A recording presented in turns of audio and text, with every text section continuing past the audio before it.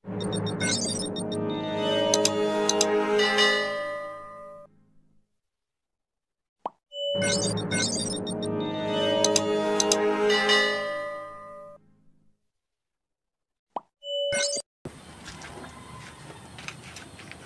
kayo guys sa YouTube channel natin.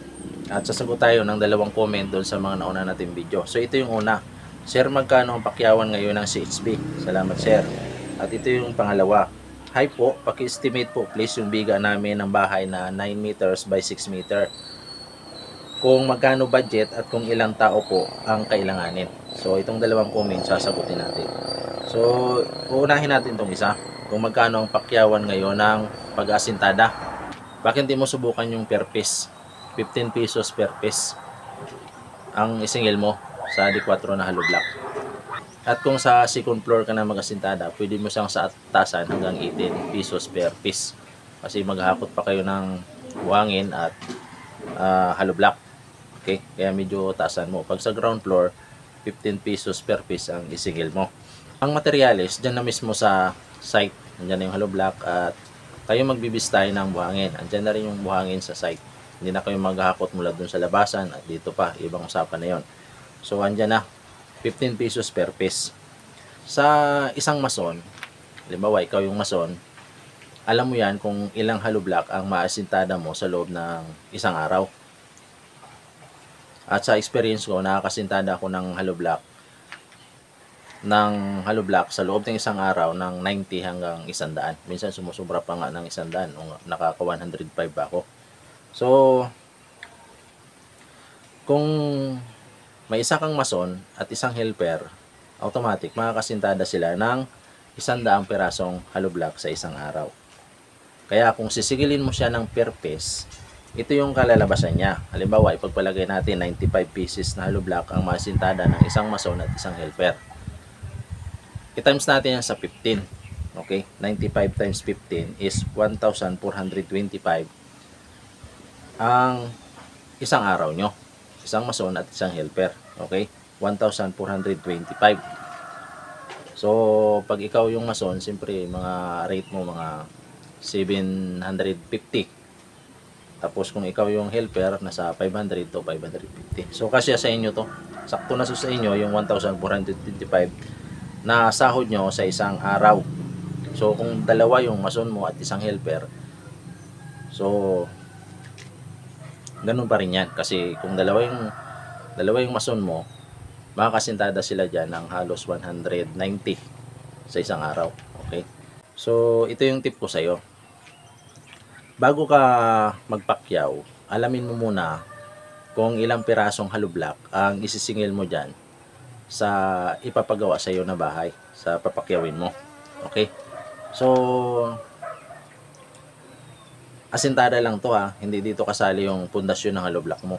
Asintada lang to pinag-uusapan natin. Ibig sabihin, pag nabuhusan na yung pundasyon ng hollow block mo, diyan ka na papasok, mag-asintada ka na. So hindi ka gagawa ng mga yung mga pundasyon ng hollow block. Hindi ka gagawa noon. Asintada lang yung pinag-uusapan natin kasi pakyaw lang to na asintada. Ito, halimbawa kung may papagawa sa iyo na bahay na asintadahan mo at ang area ng bahay niya is 5 meter by 5 meter. So dapat may hawak ka nito na floor plan para malaman mo kung ilang piraso na hollow block ang kailangan dyan. Siyempre marunong ka dapat mag-estimate. Ito halimbawa 5 meter by 5 meter na bahay ang ipatatayo sa iyo. Isang kwarto. At ang area ng kwarto niya is 3 meter by 2.4 meter. At ang area ng mga CR niya is 2 meter by 1.8 meter. Lahat kasi yan aasintadahan mo. Yung kwarto, yung CR. So itong 5 meter by 5 meter, kailangan mo dyan ng hollow block na 370 pieces. Okay? Ayan, hanggang ilalim ng biga yan. Hanggang ilalim ng biga yan. Kung ang bubong ng pinapagawa sa yung bahay ay 4 agwas, pagkatapos ng biga, wala nang asintadahan sa taas. So, kailangan marunong ka mag-estimate yan. Estimate yan kung ilang hollow block ang magagamit hanggang sa ilalim ng biga. Kung sheet type ang bubong mo, mag-asintada ka pa dito sa kabila. So, So estimate mo pa yan para malaman mo kung ilang pirasong hollow block ang kailangan mo. So ito na yung pagpalagay natin ha, 370 pieces na hollow block. So pag i-times mo yan sa 15, ibig sabihin ang magiging pakyaw mo dyan sa ganyan na area na bahay sa asintada is 5,550. So isang mason yan, isang helper. Okay? Dahil pakyaw to, hindi ka naman mamakyaw kung alam mo mabagal ka, di ba? Kasi kaya nga mamamakyaw ka dahil mabilis ka mag-asintada, hindi ka talo eh. Kaya itong 370 pieces, pag isang mason at isang helper ang gagawa nito, matatapos nila yan sa 3 days. 3 days lang tapos nila yan. Pakyaw eh, mabilis eh.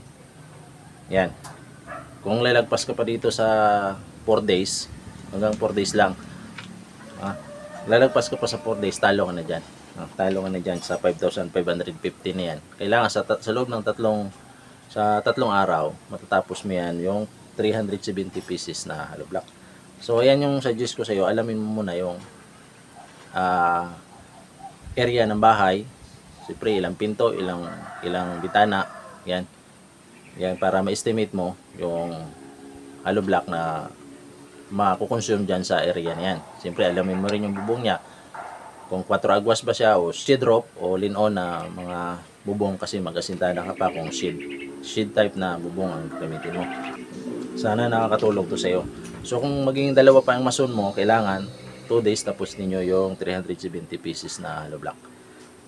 So ayan, sana nakatulong tong idea sa iyo kung magkano ang pamamakyaw. Okay, pag sa second floor, pwede mong tasan pa kahit 2 piso o 3 piso. So ayan, okay, 15 pesos per piece. So dito na tayo sa pangalawang tanong. Pinapa-estimate niya kung magkano ang budget sa 9 meter by 6 meter na biga. Siguro wala pang biga yung bahay nila at gusto nilang lagyan. Okay? Kung ang bibigaan mo ay area lang talaga na 9 meter by 6 meter, yung paikot niya, at hindi ka na mag-cross beam, okay? Ito yung materialis na gagamitin mo. Pag area lang, paikot ang bibigaan mo ha. 4 lang na piraso. Okay. Kung ano ang existing na bakal sa poste mo, halimbawa 10 mm na 4, pwede mo ring apatin na 10 mm ang biga mo. Kung 6 na 10 mm ang main bar mo, animin mo rin ang biga mo. Ganon din kung 12 mm ang gamit na bakal sa mga poste mo, ganon din ang gagamitin mo sa biga mo. Okay? Pero ang estimate ko dito, 12 mm na 4 na main bar. So, 21 pieces ang kailangan mo dyan.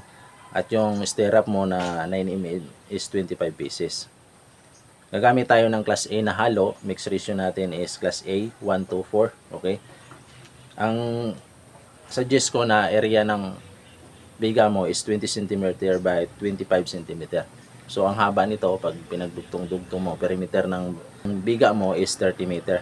So, 14 bag, ang 14 na simento ang kailangan mo rito. Ang graba mo is 2 cubic, ang buhangin mo is 1 cubic. So ito yung kalalabasan kung lalagyan natin ng presyo. Ang rebar mo na 12 mm, 21 pieces is 220 yung isa nito. So 4,650. 25 pieces na 9 mm is 90 pesos yung isa, so 2,250. Ang simento mo na 14 is 225 yung isa, is 3,150. Ang buhangin mo is 1,000. Ang graba mo is 1,200 per cubic. So, 2 cubic is 2,400. Ang formworks mo, mga 5,000 dyan. Yung plywood mo, yung mga 2x2 mo. Okay? So, ito yung total, 18,450. Ang kailangan mong budget sa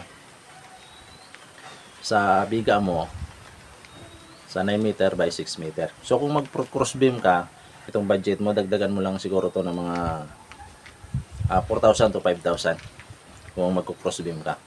So kung ilang tao yung gagawa nito, pwede nito yung 2 scale, 2 helper. Yan, 2 scale, 2 helper. 6 days, mga 6 days tapos nila yan. Ng 2 scale, 2 helper. 6 days tapos nila yan. Mga pakyaw nila yan, mga 15 to 17k ang pakyaw nila dyan. Okay? Sana nakatulong to.